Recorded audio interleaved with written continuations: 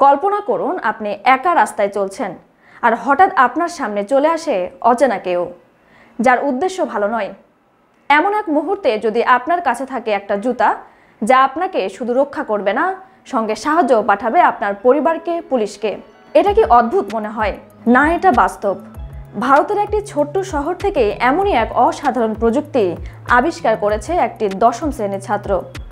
আজকে আমরা জানব কিভাবে মাত্র 10 দিনের মধ্যে 3000 টাকায় তৈরি হওয়া একটি স্মার্ট জুতা নারীদের সুরক্ষাকে এক নতুন মাত্রায় নিয়ে যাবে। এই অসাধারণ উদ্ভাবক হলেন ঋত্বিক সাহা, শান্তিপুরের MN উচ্চ বিদ্যালয়ের 10ম শ্রেণীর ছাত্র। সামাজিক যোগাযোগ মাধ্যম এবং চ্যাটজিপিটির সাহায্যে ঋত্বিক তৈরি করেছেন এমন একটি জুতা যা নারীদের সুরক্ষার জন্য রীতিমতো বিপ্লবী।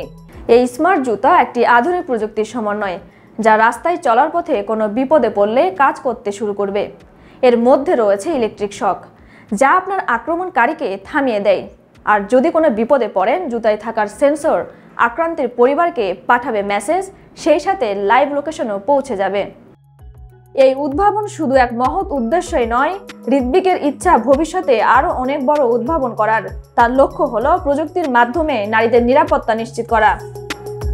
এটি একটি স্মার্ট জুতা, যা শুধু জুতা নয়, বরং নারীদের রক্ষা কবচ হিসেবে কাজ করবে।